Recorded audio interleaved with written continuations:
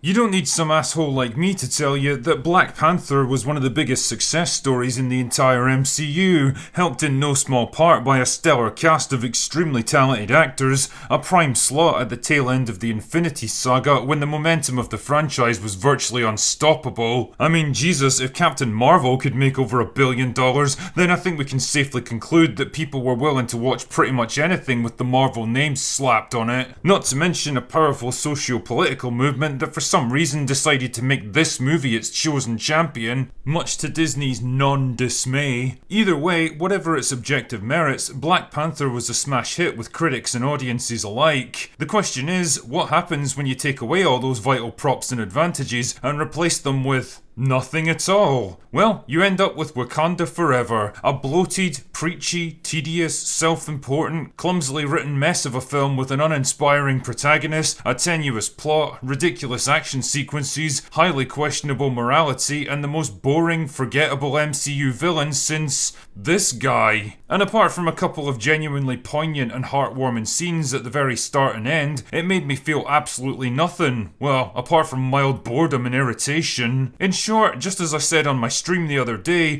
Wakanda Forever is to Black Panther what Wonder Woman 1984 was to its predecessor. Both movies are proof that you can't catch lightning in a bottle, especially when your bottle's completely broken. Anyway, let's get the plot summary over with. And I apologise in advance for the lack of relevant footage on this one, but let's be real here, the film's just out and it's basically impossible to put anything comprehensive in without getting a copyright strike. But such is life. So the movie opens with Shuri working frantically in her lab in Wakanda. Her brother T'Challa is dying from an unknown illness, and the only thing that can save him is the magical bullshit herb that first turned him into Black Panther. I mean, I was under the impression that the herb grants permanent strength and health benefits after a single dose, but whatever. I guess if you get really ill, you have to take more to reinforce it or something. The problem is that all the herbs were destroyed by Captain Mega Kill from the first movie, so Shuri's only option is to try to synthesize a new batch. It's very clear that her work isn't going to be successful, and even Wakandan Jarvis urges her to give it up and be by her brother's side in his final moments, but she refuses to stop. She keeps working because it's the only way she knows how to deal with the situation. She's a woman grounded in science and technology, and she's used to finding solutions to almost any problem, but right here when she needs it the most, all of her knowledge and intellect can't help her. And well, the results are inevitable. It's a well-written, perfectly directed, and brilliantly acted scene that hits like a ton of bricks, and for a brief moment it raised my hopes that this film was about to defy my expectations and give me something genuinely awesome. Then I saw the rest of it.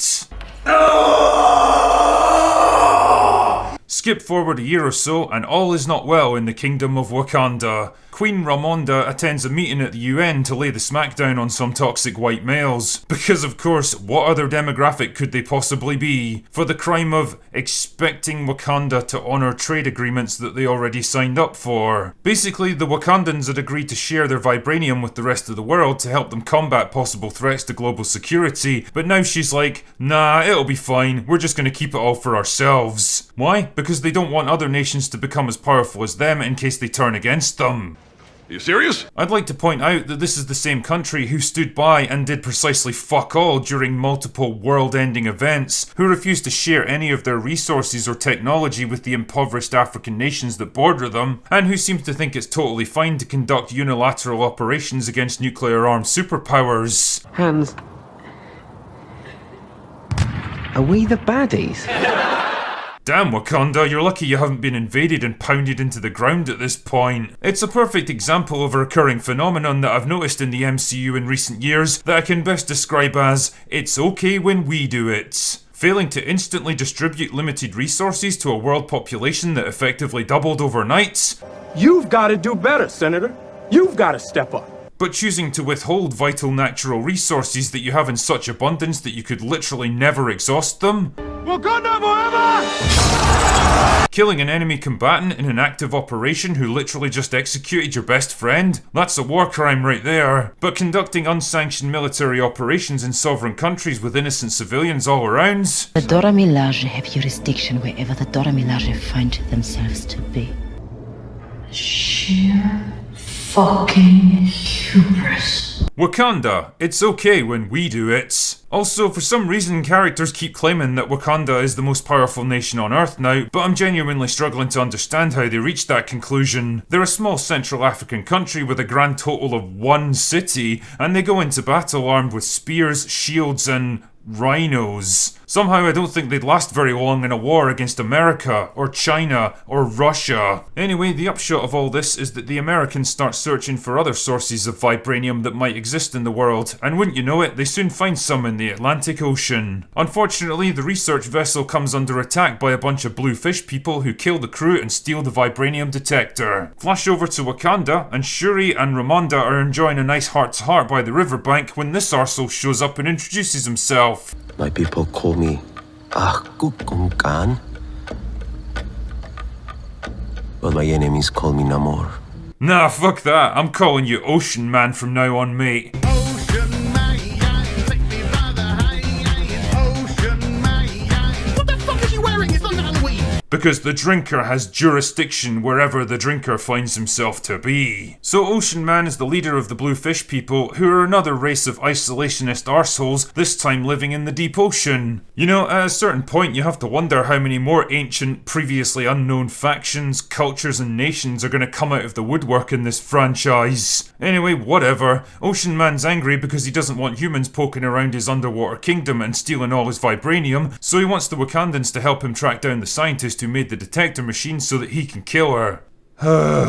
Where do I even begin with this one? I mean, for a start, how exactly does Ocean Man know that this machine was constructed by one particular scientist? Did she write her name on it? And even if it was, what purpose would it serve to kill or abduct her now? As far as he knows, she would have left behind drawings, blueprints, all kinds of designs and technical information that people could use to construct another one. Shit man, even Tony Stark had to design his first Iron Man suit before he started building it. It would be like taking out Robert Oppenheimer after the bombings of Hiroshima. It's a bit late for that now, mate. The cat's out of the bag. Also, none of this means anything anyway because the Americans already know exactly where the vibranium is. I mean, do you really think that ship you attacked wouldn't have logged its position or been tracked by satellites, drones and global positioning systems or called in what they'd found before you killed them all? The fact that the ship was attacked in international waters would be a very obvious red flag to the Americans that they'd found exactly what they were looking for and that someone was trying to stop them. All of this puts the Wakandans in a pretty awkward position because the Americans believe they were responsible for the attack. I mean, if that's the case, then such an attack would definitely be considered an act of war that would almost definitely lead to military retaliation, but apparently everyone's chill about it for now, so whatever. Either way, the Wakandans have to do something, so Okoye and Shuri decide to go after the scientist and bring her in. And to find her, they contact Bilbo Baggins because I guess these movies haven't humiliated Martin Freeman enough yet. Oh, and if you want a little example of the fucking horrendous pacing of this movie that resulted in it almost being 3 hours long, then allow me to set the scene for you. So Bilbo Baggins is out jogging in the woods when a mosquito starts pestering him. He tries to swat it away, but it keeps hovering in front of him like it's trying to get his attention. Eventually he realises it's not actually a mosquito, it's a miniature drone that wants him to follow it. So he duly follows it through the woods, not suspecting that this could be anything sinister, where it eventually leads him to Okoye and Shuri. Fucking why? What was the point in any of this? If you wanted to make contact with the guy, why didn't you just hide behind a bush and grab him while he was running? Or wait on the path ahead of him so he'd literally run straight into you? I mean, you're already out in the middle of fucking nowhere anyway. Why did you have to lead him further into the woods? Why does this movie keep setting up stuff whose only purpose is to waste our time? Oh, and in case you're thinking this is just set up for some cool payoff later, it isn't. The mosquito drone is literally never seen nor mentioned again. Fucking awesome writing, guys. And of course, Bilbo immediately spills his guts and gives away vitally important national security information by telling them where to find the scientist, because that's what elite CI operatives are supposed to do, right? Not a great plan. Seriously, dude, how the fuck did you even get this job? So they go to the university where the scientist works, and wouldn't you know it, it's a 19-year-old college student named Riri Williams. Better known from the comic books as a cheap, idealised knockoff of Tony Stark, minus the flaws, personality and charisma. And she also builds quantum supercomputers and Iron Man suits out of scrap materials in her spare time, because fuck it, of course she does. Honestly, I can't wait until we get to the point where weapons and technology are designed by 2-year-olds who invented surgical implements while still in the womb so they could perform perform a cesarean section on themselves. So Shuri and Okoye bring her in, but oh no, the FBI arrive to stop them. But that's okay because it's basically an excuse to have an extended chase sequence where Riri crashes an aircraft into a police barricade, almost certainly killing and injuring at least a dozen police officers for the crime of doing their jobs. But oh no, Ocean Man and his blue fish people show up and capture Shuri and Riri. Wait, does that make them Shuriri? Anyway, he takes them down to his underwater kingdom to persuade Shuri to join forces with him, because apparently he's decided the best solution now is to kill every single person on the surface. Boy, that escalated quickly.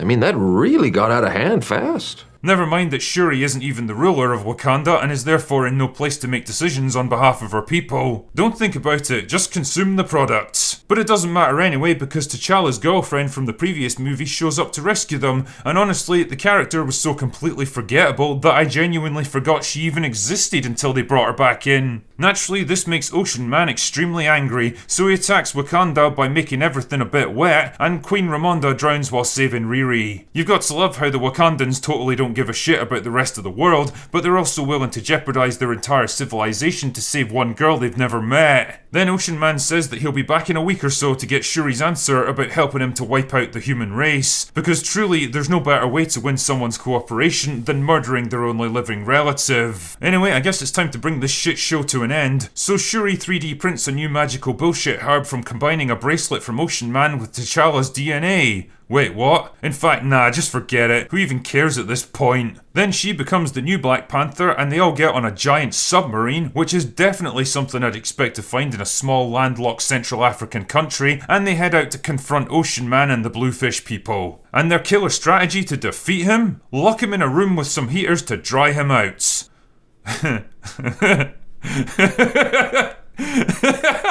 You know, I'm not entirely convinced this movie isn't just some elaborate troll. So there's a whole bunch of CGI fighting and bloodless killing, and Shuri gets a spear shoved right through her stomach, almost severing her entire spinal column, but she's like, nah, it'll be fine. Then she blasts him with the afterburner from an engine and he gives up and everything goes back to the way it was before. And that's it, that's the plot for Wakanda Forever. Jesus fuck mothering Christ, what a mess this film is. Somehow managing to combine all the worst tendencies of the MCU, the overuse of bad CGI, the ridiculous levels of technology and power creep, the constant need to introduce next product, the shameless pandering and lecturing, with a script that feels like 3 different films hastily chopped up and patched together. The tragic death of Chadwick Boseman was a huge loss, both to Hollywood in general and to this film in particular, and clearly the script had to be rewritten to accommodate it. But what it really needed was a complete rewrite from top to bottom, and it absolutely didn't get it. What we have here feels rushed and haphazard, like characters were swapped around at the 11th hour without any thought for how it impacts the overall story. People can be having moody contemplations on the nature of loss, death and grief one minute, and then cracking jokes and smiling the next like nothing even happens. It's so weird and jarring, and it doesn't fit with the film's themes of how people cope with personal tragedy, partly because it's the MCU, so we can't go more than a few minutes without some forced goofy humour, and partly because this is all leftovers from a very different version of the scripts. Like I say, it should have been properly rewritten, but like everything with Marvel, it has to all be done as quickly as possible. We've got to produce new products every couple of weeks, or people will forget that we even existed. Go, go, go, don't think about it, just get it done. Speaking of things that totally don't fit with this film, Ocean Man has got to be one of the worst antagonists in MCU history, and that's fucking saying something, believe me. His backstory is tedious and convoluted, and delivered by a long-winded info dump that actually made me leave the cinema for a couple of minutes to go for a shit. And I couldn't believe it, but it was still going by the time I got back. He's not in the least intimidating or powerful to look at, you don't get a strong sense of what motivates him or what his thought processes are, and generally, he looks completely ridiculous. I mean, Killmonger wasn't exactly a complicated villain either, and I can't say his plan made a huge amount of sense overall, but you at least understood where the guy was coming from. Ocean Man says and does whatever the plot needs him to do to make the next thing happen, and that's basically it. There's a weak, half-arsed attempt to tie his personal experiences in with Shuri's and tease the idea that grief and sadness could ultimately turn her evil, but it doesn't work at all because the two characters are coming at it from wildly different directions. Again, a complete rewrite of the script from the ground up might have fixed this, but like everything else at Marvel these days, getting the next product out there was way more important than artistic integrity. Speaking of next product, Riri Williams is an absolutely pointless addition to this film. She's there because they needed a platform to launch the character, and this was the most convenient way to do it, I guess. She does almost nothing throughout the whole film, apart from killing police officers. She has no particular character arc or personal journey, and even her skill set completely overlaps with Shuri's. They're both insanely talented teenage mega geniuses who can build anything and solve any scientific problem, which kinda makes you wonder why we needed two of them. I like her. Why? Basically, she's just a plot device that people fight over, and for some reason, she's treated like the most important person in the entire world, like she really is the girl who's the key to everything. And while I'm talking about Shuri, I might as well get this one out there. She is a bad choice to replace T'Challa. I mean, come on, there was never any doubt that they'd choose a woman to be the next Black Panther, but why her of all people? Okoye would have been a much more logical choice, and even T'Challa's girlfriend might have worked, but Shuri's supposed to be a geeky side character. She's there to be snarky and funny. She doesn't have the depth or personality to take on this kind of role. I mean, don't get me wrong, she's definitely less smug and abrasive than in previous movies, but there's no getting around the fact that she's just not that interesting as a person. The fact that Letitia Wright makes a garden rake look morbidly obese doesn't exactly help when it comes to the fight scenes. She looks frail and awkward, even in the Black Panther costume, and I absolutely couldn't buy into her fight with Ocean Man. I'm also getting a bit fucking tired of Madam Hydra, who keeps cropping up in things just to remind us that she's a character that exists. Julie Dreyfus is a good actress, but she looks completely lost here, like she's got no idea what her character is supposed to be or why. And to be honest, I don't blame her because I don't fucking know either. Now, if I had to praise something about this movie, I'd say that the acting is generally good, especially from Angela Bassett, who pretty much carries the film on her shoulders. She's really going for it in pretty much every one of her scenes, and she commands attention whenever she's around. And holy shit, one thing's for sure, she's stayed in shape.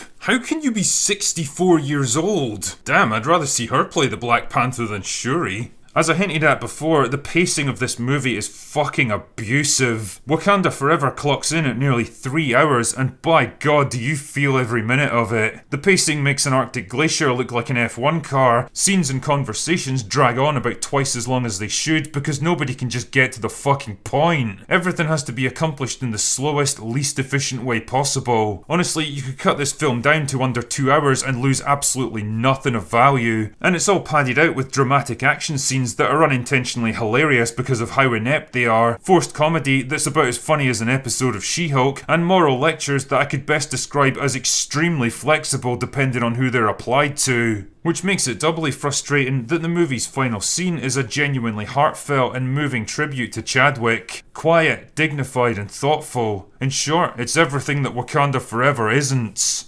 Boseman was a man whose loss was clearly felt by everyone who knew and worked with him, but perhaps most of all by the movie that he should have been part of. And that pretty much wraps it up for me. But just before I leave, I wanted to thank everyone for the incredible response to the Rogue Elements Kickstarter that we launched. We've raised an incredible amount of money already that's going to let us do a whole lot of stuff that we never could have imagined before. And if by any chance you still want to be involved and follow the progress of this film behind the scenes, there's still a few days left to become a backer, so I'll put the link in the description. Anyway, that's all I've got for today. Go away now.